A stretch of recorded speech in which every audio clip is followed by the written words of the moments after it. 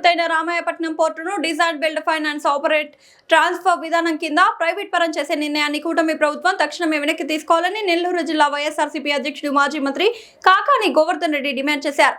నెల్లూరులోని పార్టీ కార్యాలయంలో ఆయన మీడియాతో మాట్లాడుతూ ఈ ప్రాజెక్ట్ నిర్మాణానికి అవసరమైన నిధులు పవర్ ఫైనాన్స్ కార్పొరేషన్ సమీకరిస్తూ 2024 ఫిబ్రవరిలోని గత వైఎస్ఆర్సీపీ ప్రభుత్వం జీవో నెంబర్ 6ని రిలీజ్ చేసినట్లు వివరించారు.